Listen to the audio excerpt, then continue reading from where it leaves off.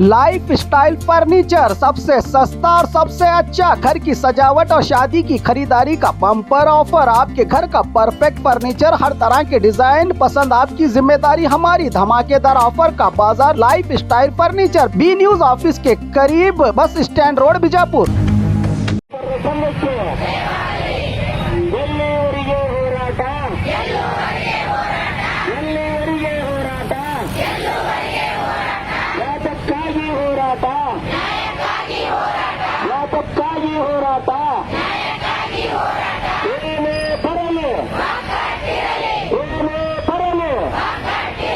हमारी मांगी पूरी करो, हमारी मांगी पूरी करो।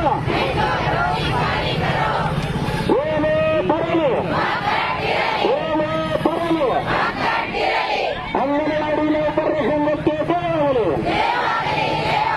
अंगनवाड़ी नौकर संघಕ್ಕೆ ಸೇವಕರು।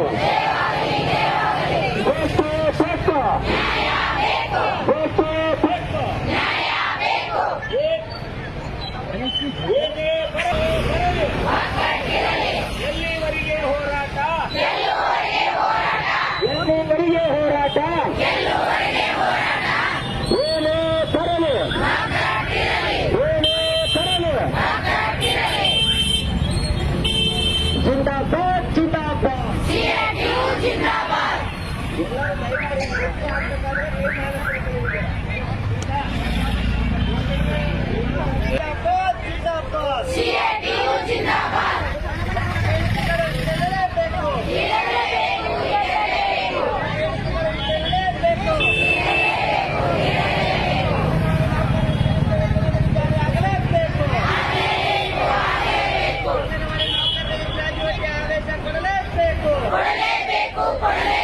ಅಂಗನವಾಡಿ ನೌಕರರೇ 3 ಮತ್ತು 4ನೇ ದರ್ಜೆ ನೌಕರರನ್ನು ಆದೇಶ ಕೊಡಲೇಬೇಕು, ಅಂಗನವಾಡಿ ಕೇಂದ್ರಗಳಲ್ಲಿ ಆಗಲೇಬೇಕು, ಬೇಕೇ ಬೇಕು, ನ್ಯಾಯ ಬೇಕು, ಬೇಕೇ ಬೇಕು, ನ್ಯಾಯ ಬೇಕು। ಅಂಗನವಾಡಿ ನೌಕರರನ್ನು ಗುರುತಿಸುವ ಕೇಂದ್ರ ರಾಜ್ಯ ಸರ್ಕಾರಗಳಿಗೆ ಸಂಧಾನವನ್ನು ಕಡಿತ ಮಾಡಿರುವ ಕೇಂದ್ರ ಸರ್ಕಾರಕ್ಕೆ ಬೇಕೇ ಬೇಕು, ನ್ಯಾಯ ಬೇಕು, ಬೇಕೇ ಬೇಕು, ನ್ಯಾಯ ಬೇಕು। ಮಹಿಳೆಯರೇ ಒಂದಾಗಿ ಹೋರಾಟಕ್ಕೆ ಮುಂದಾಗಿ, ಮಹಿಳೆಯರೇ ಒಂದಾಗಿ ಹೋರಾಟಕ್ಕೆ ಮುಂದಾಗಿ। ಅಂಗನವಾಡಿ ನೌಕರರನ್ನು ಬಿಗಿಸುವ ಕೇಂದ್ರ ರಾಜ್ಯ ಬೇಕು, ನ್ಯಾಯ ಬೇಕು, ನ್ಯಾಯಕ್ಕಾಗಿ ಹೋರಾಟ, ನ್ಯಾಯಕ್ಕಾಗಿ ಹೋರಾಟ,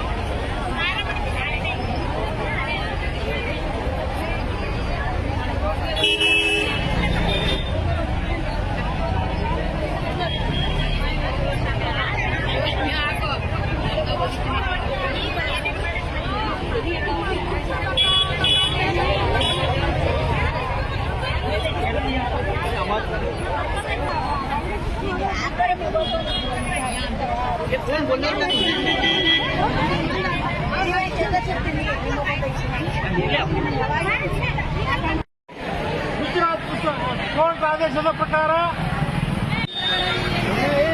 ಮಾಡಲೇಬೇಕು, ಮಾಡಲೇಬೇಕು, ಮಾಡಲೇಬೇಕು, ಬೇಕೇ ಬೇಕು, ನ್ಯಾಯ ಬೇಕು, ಬೇಕೇ ಬೇಕು, ನ್ಯಾಯ ಬೇಕು।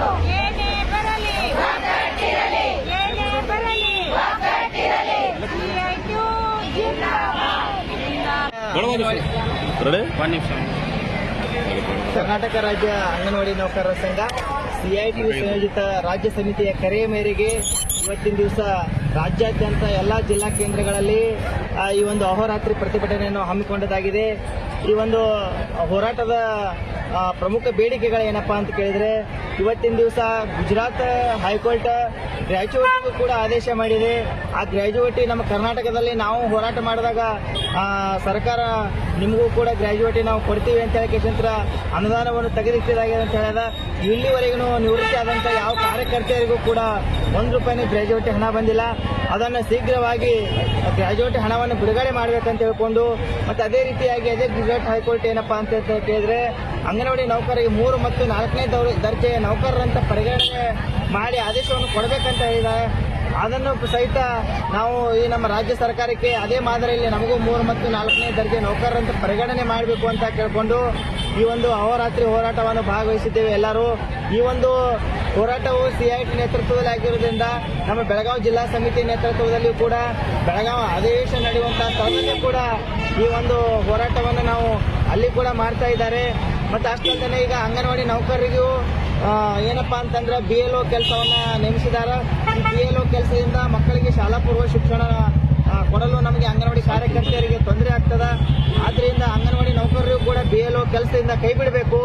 ಮತ್ತು ಅಷ್ಟಲ್ಲದೆ ಇವತ್ತಿನ ದಿವಸ ಅಂಗನವಾಡಿ ಮಕ್ಕಳ ರಕ್ಷಣೆಗಾಗಿ ಮತ್ತು ಉಳಿವಿಗಾಗಿಯೂ ಸಹಿತ ಏನಂತ ಪೌಷ್ಟಿಕ ಆಹಾರದ ಬದಲಾಗಿ ಪೂರ್ಣ ಪ್ರಮಾಣದ ಆಹಾರವನ್ನು ಕೂಡ ಸರ್ಕಾರ ಕೊಡುವಂಥದ್ದಾಗಬೇಕಂತ ಕೇಳಿಕೊಂಡು ಇವತ್ತಿನ ದಿವಸ ಅಹೋರಾತ್ರಿ ಧರಣಿಯಲ್ಲಿ ನಮ್ಮ ಜಿಲ್ಲಾ ಸಮಿತಿ ನೇತೃತ್ವದಲ್ಲಿ ಜಿಲ್ಲಾಧಿಕಾರಿಗಳ ಕಚೇರಿ ಮುಂದೆ ಭಾಗವಹಿಸಿದ್ದೇವೆ.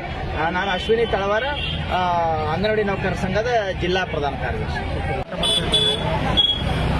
ಈ ಎಲ್ಲ ಜಿಲ್ಲಾ ಕೇಂದ್ರಗಳಲ್ಲಿ ಅಂಗನವಾಡಿ ಕಾರ್ಯಕರ್ತರು ಸಾವಿರಾರು ಜನ ಚಳವಳಿ ಮಾಡ್ತಕ್ಕಂಥ ಪ್ರಮುಖ ಉದ್ದೇಶಗಳಿದ್ದಾರೆ.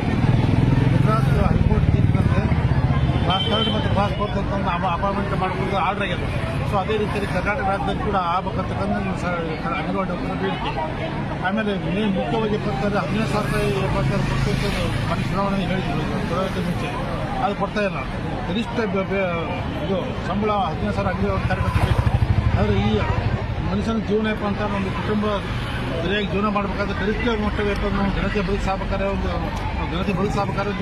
ಮಿನಿಮಮ್ ₹15,000 ಗಂಡಾಗಿ ಮಾಡ್ಕೊಂಡು ₹26,000 ಇದೆ. ಆದರೆ ₹15,000 ಕೇಳ್ತಾ ಇರೋದು. ಈ ಬೀದಿಲಿರ್ತಕ್ಕಂಥ ಪರಿಸ್ಥಿತಿ ಬಂದು ಸರ್ಕಾರ ಇದು ತರಬಾರ್ದಾಗಿತ್ತು, ಈ ತಂದಿದ್ದಾರೆ. ಈ ಒಂದು ಅಂಗನವಾಡಿ ಕಾರ್ಯಕರ್ತರ ಬಂದು ಬೇಡಿಕೆ ಸರ್ಕಾರ ಸೂಕ್ತವಾಗಿ ಪರಿಗಣಿಸಿ ನಾಳೆ ಅಧಿವೇಶನದಲ್ಲಿ ಚರ್ಚೆ ಮಾಡಿ ಆ ಸಂಬಳ ಜಾಸ್ತಿ ಮಾಡಬೇಕಂತಂದು ನಾವು ಕೋರ್ತಾ ಇದ್ದೀವಿ. ಆಮೇಲೆ ಸರ್ಕಾರ ನೌಕರರು ಅವರು ಕೂಡ ಪರಿಗಣಿಸಬೇಕು. ಸರ್ಕಾರದಿಂದ ಸಿಗ್ತಕ್ಕಂಥ ಸೌಲಭ್ಯಗಳು, ಯಾಕಂದರೆ ಅಂಗನವಾಡಿ ಕಾರ್ಯಕರ್ತರು ಹಗಲ ರಾತ್ರಿ ಕೆಲಸ ಮಾಡ್ತಾ ಇದ್ದಾರೆ. ಈ ಗ್ರಾಮಾಂತರ ಪ್ರದೇಶದಲ್ಲಿ ಸರ್ಕಾರ ಮಧ್ಯದಲ್ಲಿ ಸರ್ಕಾರ ಮತ್ತು ಈ ನೌಕರರು ಜನಸಾಮಾನ್ಯರಲ್ಲಿ ಕೊಂಡಿ ಕೆಲಸ ಮಾಡ್ತಾರೆ. ಈ ಸಂಬಳ ಜಾಸ್ತಿ ಮಾಡಿದ್ರೆ ಹೀಗೆ ನಮ್ಮ ಮಕ್ಕಳಿಗೆ ಒಳ್ಳೆ ರೀತಿಯಿಂದ ಒಳ್ಳೆ ರೀತಿಯ ಪೌಷ್ಟಿಕಾರ ಕೊಡೋ ಮುಖಾಂತರ ಮಕ್ಕಳು ಒಳ್ಳೆ ರೀತಿಯ ನಾಗರಿಕನಾಗಿ ಮಾಡೋಕ್ಕೆ ಸಾಧ್ಯತೆ ಇದೆ. ಆ ಸರ್ಕಾರ ಇವು ಬೇಡಿಕೆನ ಈಡೇರಿಸಬೇಕಂತ ನಾನು ಕೊಡ್ತಾ ಇದ್ದೀನಿ. ಆಮೇಲೆ ಇನ್ನೊಂದು ಪ್ರಮುಖವಾದ ಬೇಡಿಕೆ ಅಂತಂದರೆ ₹26,000 ಗೌರವ ಹೆಚ್ಚಿಸಬೇಕಂತಿದೆ. ಇದು ಅಖಿಲ ಭಾರತ ಮಟ್ಟದಾಗಿದೆ. ಅಂದರೆ ಇಡೀ ಸರ್ಕಾರದ ಸಂಖ್ಯೆ ಹೇಳ್ತಾರೆ. ಒಂದು ಕುಟುಂಬ ಸಾಗಿಸ್ಬೇಕಾದ್ರೆ ಗಂಡ ಹೆಂಡತಿ ಮಕ್ಕಳು, ಯಾಕೆ ಆರೋಗ್ಯ ವೆಚ್ಚ, ಶಿಕ್ಷಣ ವೆಚ್ಚ, ಮನೆ ಬಾಡಿಗೆ, ಗ್ಯಾಸ್ ಬಾಡಿಗೆ ಜಾಸ್ತಿ ಅದ, ಬೆಲೆ ಏರಿಕೆ, ಈ ದಿನಮಾನದ ಅಂಥ ಪರಿಸ್ಥಿತಿಯಾಗಿ ಇವು ಕೊಡ್ತಕ್ಕ ಸಂಬಳ 10,000 11,000 ಕೊಡೋಂಥ ಜೀವನ ಮಾಡೋದು ಕಷ್ಟ ಆಗ್ತದೆ. ಅದು ಕೌಟುಂಬಿಕವಾಗಿ ಒಂದು ನೆಮ್ಮದಿಯಿಂದ ಜೀವನ ಸಾಗಿಸ್ಬೇಕಾದ್ರೆ ಗರಿಷ್ಠ ಮಟ್ಟಿಗೆ ಒಂದು ₹26,000 ಕೊಟ್ಟರೆ ಅವರು ಸಮಾಜ ಒಬ್ಬ ನಾಗರಿಕರ ಮಧ್ಯದಲ್ಲಿ ಒಳ್ಳೆಯ ಬದುಕಲು ಸಾಧ್ಯ. ಅದು ನಮ್ಮ ರಾಜ್ಯ ಸರ್ಕಾರ ನೌಕರ ಒಬ್ಬರು ಕೂಡ ಇದಕ್ಕೆ ನಾವು ಬೆಂಬಲ ಸೂಚನೆ ಮಾಡ್ತೀವಿ. ಈ ನೌಕರರ ಬೇಡಿಕೆ ಸರ್ಕಾರ ಪೂರ ರಾಜ್ಯ ಸರ್ಕಾರ ಕರ್ನಾಟಕ ರಾಜ್ಯ ಅಂಗನವಾಡಿ ನೌಕರರ ಸಂಘದ ನೇತೃತ್ವದಲ್ಲಿ ಮತ್ತು CIT ಸಂಘಟನೆ ನೇತೃತ್ವದಲ್ಲಿ ಇಂದು ಮತ್ತು ನಾಳೆ ಅಹೋರಾತ್ರಿ ಧರಣಿಯನ್ನು ಜಿಲ್ಲಾ ಮಟ್ಟದ ಜಿಲ್ಲಾಧಿಕಾರಿಗಳ ಕಚೇರಿ ಮುಂದೆ ಪ್ರಾರಂಭ ಮಾಡಿದ್ದೀವಿ. ಇದು ರಾಜ್ಯ ಸಮಿತಿಯ ಕರೆ ಮೇರೆಗೆ ಇವತ್ತು ರಾಜ್ಯಾದ್ಯಂತ ನಡೆಯುವಂಥ ಕಾರ್ಯಕ್ರಮ. ಇದು ಕರ್ನಾಟಕ ರಾಜ್ಯ ಅಂಗನವಾಡಿ ನೌಕರರ ಸಮಸ್ಯೆಗಳನ್ನು ಇವತ್ತು ಏನು ಅಧಿವೇಶನ ಬೆಳಗಾವಿನಲ್ಲಿ ಅಧಿವೇಶನ ನಡೀತಾ ಇದೆ, ಆ ಅಧಿವೇಶನದ ಭಾಗವಾಗಿ ಇವತ್ತು ಬೆಳಗಾವಿನಲ್ಲಿಯೂ ಕೂಡ ಹೋರಾಟ ನಡೀತಾ ಇದೆ. ನಮ್ಮ ಅಂಗನವಾಡಿ ನೌಕರರ ಸಂಘದ್ದು ಅವರ ಸಮಸ್ಯೆಗಳನ್ನು ಅಧಿವೇಶನದಲ್ಲಿ ಚರ್ಚೆ ಮಾಡಬೇಕು, ಅವುಗಳನ್ನು ಬಗೆಹರಿಸಬೇಕು ಅಂತೇಳಿ ಒತ್ತಾಯ ಮಾಡುವ ಸಲಾಗ ನಾವಿವತ್ತು ಜಿಲ್ಲಾಧಿಕಾರಿಗಳ ಕಚೇರಿ ಮುಂದೆ ಅಹೋರಾತ್ರಿ ಧರಣಿಯನ್ನು ಮಾಡ್ತಾ ಇದ್ದೀವಿ. ಅವರ ಬೇಡಿಕೆಗಳು ಇವತ್ತು ಅಂಗನವಾಡಿ ನೌಕರರ ಸಂಘ ನೌಕರರು ಅಂಗನವಾಡಿ ಪ್ರಾರಂಭ ಆಗಿ 50 ವರ್ಷಗಳ ಕಳೆದು 50 ವರ್ಷ ಕಳೆದರೂ ಕೂಡ ಅವರನ್ನ ಗೌರವ ಕಾರ್ಯಕರ್ತರಾಗಿ ಇವತ್ತು ಸರ್ಕಾರ ಕಾಣ್ತಾ ಇದೆ. ಅವರಿಗೆ ಕನಿಷ್ಠ ಕೂಲಿಯನ್ನು ಕೊಡಬೇಕು ಅಂತೇಳಿ ಒತ್ತಾಯ ಮಾಡೋದ್ರ ಮೂಲಕ ಅವರ ಸಿ ಗ್ರೇಡ್ ಮತ್ತು ಡಿ ಗ್ರೇಡ್ ಅಂತೇಳಿ ನೇಮಕ ಮಾಡಬೇಕು ಅಂತೇಳಿ ಈಗಾಗಲೇ ಗುಜರಾತ್ ಹೈಕೋರ್ಟ್ ಆದೇಶ ಮಾಡಿದೆ. ಅದರ ಭಾಗವಾಗಿ ಸರ್ಕಾರಗಳು ಇವತ್ತು ಕೇಂದ್ರ ಸರ್ಕಾರ ಮಾಡಬೇಕಾಗಿತ್ತು. ಅದು ಕೂಡ ಇವತ್ತು ಏನು ನಮಗೆ ಅಂಗನವಾಡಿಗೆ ICDS ಯೋಜನೆಗೆ ಅನುದಾನ ಇತ್ತು, ಆ ಅನುದಾನವನ್ನು ವರ್ಷವೂ ಕೂಡ 30% ಕಟ್ ಮಾಡ್ಕೊತಾನೆ ಹೊಂಟಿದ್ದಾರೆ ಹೊರತು ಹೆಚ್ಚು ಮಾಡಬೇಕು, ಆದರೆ ಅದು ಕಟ್ ಮಾಡ್ತಾ ಹೊಂಟಿದ್ದಾರೆ. ಅದನ್ನು ನಾವು ಇವತ್ತು CITU ಸಂಘಟನೆ ಪರವಾಗಿ ಖಂಡಿಸ್ತೀವಿ. ಅದು ಅಲ್ಲದೆ ಇವತ್ತು ಅಂಗನವಾಡಿ ನೌಕರರಿಗೆ ಕನಿಷ್ಠ ಕೂಲಿಯನ್ನು ನಿಗದಿಗೊಳಿಸಬೇಕು ಮತ್ತು ಅವರ ಸ್ಥಳೀಯ ಸಮಸ್ಯೆಗಳಿದೆ. ಇವತ್ತು ಅಂಗನವಾಡಿಯ ಕಟ್ಟಡ ಇಲ್ಲ, ಆ ಕಟ್ಟಡಕ್ಕೆ ಬಾಡಿಗೆಯನ್ನು ಕೊಡಬೇಕು, ಪ್ರತಿ ತಿಂಗಳು ಕೊಡಬೇಕು, ಆದರೆ ಕೊಡ್ತಾ ಇಲ್ಲ. ಮತ್ತು ತತ್ತಿಯನ್ನು ಕೊಡಬೇಕು, ಅದು ಕೂಡ ಸರಿಯಾಗಿ ಕೊಡ್ತಾ ಇಲ್ಲ. ಇವತ್ತು ಏನು ಬಾಣತಿಯರಿಗೆ ಮತ್ತು ಮಕ್ಕಳಿಗೆ ಪೌಷ್ಟಿಕಾಂಶದ ಫುಡ್ಡನ್ನು ಕೊಡಬೇಕು, ಅದು ಕೂಡ ಸರಿಯಾಗಿ ವ್ಯವಸ್ಥೆಯನ್ನು ಮಾಡ್ತಾ ಇಲ್ಲ. ಅದಕ್ಕಾಗಿ ಅವುಗಳನ್ನೆಲ್ಲನೂ ಕೂಡ ನಾವು ಬೇಡಿಕೆಯನ್ನು ಇಟ್ಟುಕೊಂಡು ಇವತ್ತು ಜಿಲ್ಲಾಧಿಕಾರಿಗಳ ಮೂಲಕ ರಾಜ್ಯದ ಮುಖ್ಯಮಂತ್ರಿಗಳಿಗೆ ಮನವಿಯನ್ನು ಕೊಡೋದ್ರ ಮೂಲಕ ಈ 2 ದಿನದ ಹೋರಾಟವನ್ನು ಮಾಡ್ತಾ ಇದ್ದೇವೆ. ಅಂದ್ರೆ ಒಂದೇ ಟೈಪ್ ಇರಲ್ಲ ಅದು. ಕೆಲವೊಂದು ಕಡೆ 10 ತಿಂಗಳು ಇರ್ತದೆ, ಕೆಲವೊಂದು ಕಡೆ 5 ತಿಂಗಳು ಇರ್ತದೆ. ಅಂದ್ರೆ ಒಂದೊಂದು ತಾಲೂಕಿಗೆ ಬೇರೆ, ಒಂದು ಇದರಲ್ಲಿ ಈ ತರ ಇರ್ತದೆ. ಅಲ್ಲಿ ಮಾಲಕರು ಇವರಿಗೆ ಕಾರ್ಯಕರ್ತರು ಚಿಂತೆ ಮಾಡ್ತಾರೆ, ಬಂದ್ ಮಾಡೋದು ಮತ್ತೊಂದು ಮಾಡ್ತಾರೆ. ಅದಕ್ಕಾಗಿ ಅದನ್ನು ಸರಿಯಾಗಿ ಕೊಡಬೇಕು ಅಂತೇಳಿ, ಸರಿಯಾದ ಟೈಮ್ದಾಗ ಕೊಡಬೇಕು ಅಂತೇಳಿ ನಮ್ಮ ಬೇಡಿಕೆ. ಇಲ್ಲ, ಅದು ಬಂದ್ ಕೊಡೋ ಟೈಮ್ದಾಗ ಅದಕ್ಕೆ ಅಲ್ಲ, ಮೇಲಾಧಿಕಾರಿಗಳು ತಿಳಿಸಿರ್ತಾರ, ಅವರು ಕೊಡ್ತೀವಿ ಅಂತ ಹೇಳ್ತಾರೆ. ಬಜೆಟ್ ಬಂದಿಲ್ಲ ಈಗೆಲ್ಲ ಹೇಳ್ತಾರೆ. ನನ್ನ ಹೆಸರು ಲಕ್ಷ್ಮಣ ಅಂದ್ರಾಳ್, CITUನ ಪ್ರಧಾನ ಕಾರ್ಯದರ್ಶಿ, ಬಿಜಾಪುರ ಜಿಲ್ಲಾ. ನಮ್ಮ ಸೇಮ್ ಭಾಳ ದೊಡ್ಡದಲ್ಲ. ಓಕೆ ಬಿಡು.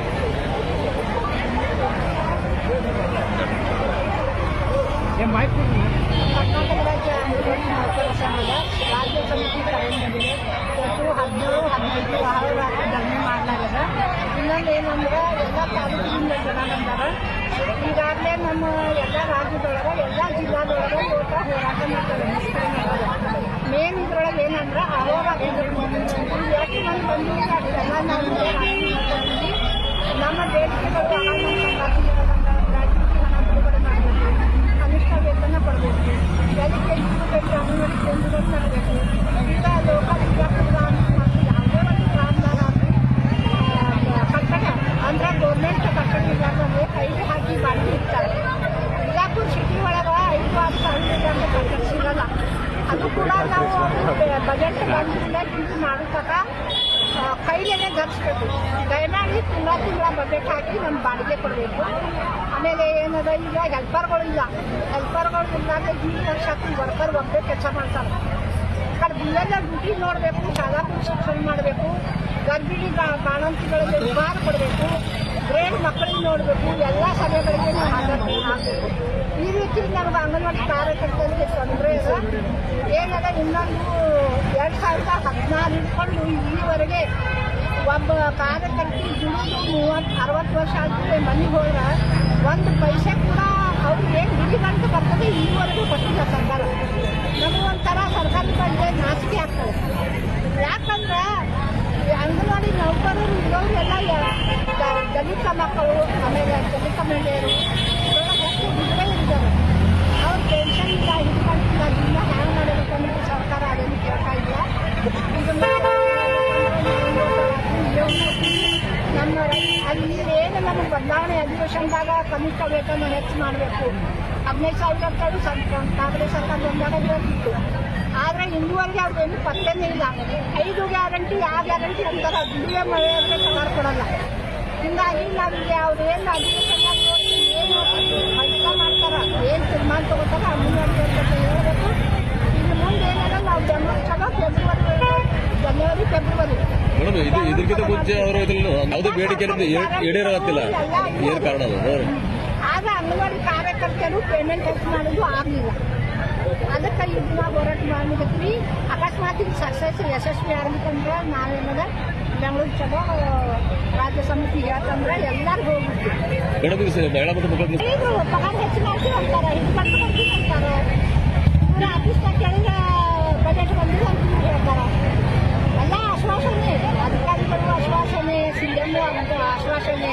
ಆದ್ರೆ ಈಗ 5 ಸಲ ಬೇಡಿಕೆ ಈಡೇರಿಲ್ಲ ಅಂದ್ರೆ ಮುಂದಿನ ಥರ ಎಲ್ಲ ಉದ್ಯೋಗ ಹೋರಾಟ ಮಾಡ್ತೀವಿ ನಾವು. ಎಲ್ಲಿ ಬೆಂಗಳೂರು ಕೂಡ ಮೇಡಮ್ ಇವತ್ತು ಇದು ರಾಜ್ಯದ ಹೆಸರು ಹೇಳ್ರಿ. ಸುನಂದ ನಾಯಕ, ಪ್ರಧಾನ ಅಧ್ಯಕ್ಷರು, ವಿಜಯಪುರ ಜಿಲ್ಲೆ. ಕೇಂದ್ರ ಸರ್ಕಾರ 2018ರಿಂದ ಮೋದಿಯವರ ಸರ್ಕಾರ ಇವತ್ತಿಗೂ ಒಂದೇ ಒಂದು 10 ರೂಪಾಯಿ ವೇತನ ಹೆಚ್ಚು ಮಾಡಿಲ್ಲ ಈ ಅಂಗನವಾಡಿ ನೌಕರರಿಗೆ ಸರ್. ಮತ್ತು ಶೇಕಡ 90ರಷ್ಟು ಅನುದಾನ ಅವ್ರು ಕೊಡಬೇಕು, 10% ರಾಜ್ಯ ಸರ್ಕಾರ ಕೊಡಬೇಕು ಅಂತಿದ್ದಂಥದ್ದು ಇವತ್ತು ಪ್ರತಿ ವರ್ಷ ಅನುದಾನವನ್ನು ಕಡಿತ ಮಾಡ್ತಾ ಇವತ್ತು ಪೂರ್ತಿ ಜಾರಿಕೊಳ್ಳುವಂಥ ರೀತಿಯಲ್ಲಿ ಕೇಂದ್ರ ಸರ್ಕಾರ ಹೋಗ್ತಾ ಇದೆ. ಇದನ್ನು ನಾವು ತೀವ್ರವಾಗಿ ಖಂಡಿಸ್ತೇವೆ. ಮತ್ತು ರಾಜ್ಯ ಸರ್ಕಾರ ಕೂಡ ಚುನಾವಣೆ ಸಂದರ್ಭದಲ್ಲಿ 15,000 ರೂಪಾಯಿ ವೇತನ ಹೆಚ್ಚಿಗೆ ಮಾಡ್ತೇವೆ ಅಂಗನವಾಡಿಯವರು ಅಂತ ಹೇಳಿದರು. ಸರ್ಕಾರ ಒಂದು ವರ್ಷ ಮೇಲಾದರೂ ಕೂಡ ಅವರು ಕೂಡ ಇವತ್ತು ಗಣನೆಗೆ ತಗೊಳ್ತಾ ಇಲ್ಲ. ಇದರ ಬಗ್ಗೆ ಇವತ್ತು ವಿಧಾನಸೌಧ ಮುಂದೆ ಹೋರಾಟ ಮಾಡಿದ್ದಾರೆ, ಫ್ರೀಡಂ ಪಾರ್ಕ್ನಲ್ಲಿ ಹೋರಾಟ ಮಾಡಿದ್ದಾರೆ, ತಾಲೂಕಾ ಜಿಲ್ಲಾ ಮಟ್ಟದಲ್ಲಿ ಹೋರಾಟ ಮಾಡಿದ್ದಾರೆ. ಆದರೂ ಕೂಡ ಇವತ್ತು ಕೇಂದ್ರ ಮತ್ತು ರಾಜ್ಯ ಸರ್ಕಾರಗಳು ಈ ಅಂಗನವಾಡಿ ನೌಕರರನ್ನು ಪರಿಗಣಿಸ್ತಾ ಇಲ್ಲ, ಸರಿಯಾಗಿ ಪರಿಗಣಿಸ್ತಾ ಇಲ್ಲ. ಆದರೆ ತಕ್ಷಣವೇ ಇವತ್ತು ಗುಜರಾತ್ ಮಾದರಿಯಲ್ಲಿ ಗುಜರಾತ್ ಹೈಕೋರ್ಟ್ ಏನು ಹೇಳಿದೆ, ಇವರನ್ನ ಸರ್ಕಾರಿ ನೌಕರ ಸಿ ಮತ್ತು ಡಿ ನೌಕರರಂತೆ ಪರಿಗಣಿಸಬೇಕು ಅಂತೇಳಿ ಹೈಕೋರ್ಟ್ ಹೇಳಿದೆ. ಅದನ್ನು ಇಡೀ ಗುಜರಾತ್ ಅಲ್ಲದೆ ಇಡೀ ದೇಶದಾದ್ಯಂತ ಅದನ್ನು ಜಾರಿ ಮಾಡಬೇಕಾದಂಥದ್ದು ಸರ್ಕಾರಗಳು. ಆದ್ರೆ ಸರ್ಕಾರ ಇವತ್ತು ಕೋರ್ಟಿನ ನಿರ್ದೇಶನ ಕೂಡ ಇವತ್ತು ಗಣನೆಗೆ ತಗೊಳ್ತಾ ಇಲ್ಲ. ಅದನ್ನು ನಾವು ತೀವ್ರವಾಗಿ ಖಂಡಿಸ್ತೇವೆ. ಮತ್ತು ಪೂರ್ಣ ಮುಂಜಾನಿಂದ ಸಂಜೆವರೆಗೂ ಕೆಲಸ ಮಾಡ್ತಾ ಇದ್ದಾರೆ ಮತ್ತು ಅವ್ರ ಕೆಲಸ ಸರಿಯದ ಯೋಗ್ಯದ ಅಂತೇಳಿ ಸರ್ಕಾರ ಒಪ್ಪಿಕೊಂಡಿದೆ. ಇಷ್ಟೆಲ್ಲ ಇದ್ರೂ ಕೂಡ ಅವರ ವೇತನ ಹೆಚ್ಚಿಗೆ ಮಾಡಲಿಕ್ಕೆ ಸರ್ಕಾರಗಳು ಹಿಂತೆಗಿತಾ ಇದೆ. ನಾವು ತೀವ್ರವಾಗಿ ಖಂಡಿಸ್ತೇವೆ.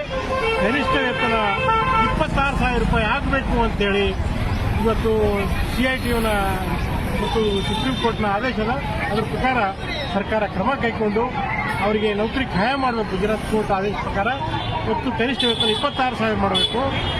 ಮತ್ತು ರಾಜ್ಯ ಸರ್ಕಾರ ಕೂಡ ಇದರ ಬಗ್ಗೆ ಸರಿಯಾಗಿ ತಪ್ಪಿಗಳು ಮಾಡ್ತಾ ಇಲ್ಲ, ಮನೆ ಬಾಡಿಗೆ ಕೊಡ್ತಾ ಇಲ್ಲ, ಕೇಂದ್ರಗಳು ಬಾಡಿಗೆ ಕೊಡ್ತಾ ಇಲ್ಲ. ಈಗ ಹಲವಾರು ಸಮಸ್ಯೆಗಳನ್ನು ಅಂಗನವಾಡಿ ಕೇಂದ್ರಗಳು ಅನುಭವಿಸ್ತಾ ಇವೆ. ಇದನ್ನು ಸರಿಪಡಿಸಬೇಕು ಅಂತೇಳಿ ಈ ಸಂದರ್ಭದಲ್ಲಿ ಸರ್ಕಾರಗಳಿಗೆ, ಕೇಂದ್ರ ಮತ್ತು ರಾಜ್ಯ ಸರ್ಕಾರಗಳಿಗೆ ನಾನು ಆಗ್ರಹ ಮಾಡ್ತಾ ಇದ್ದೀನಿ. ನನ್ನ ಹೆಸರು ಅಣ್ಣಾರ ಏಳಿಗೆ, CITUನ ಜಿಲ್ಲಾಧ್ಯಕ್ಷ.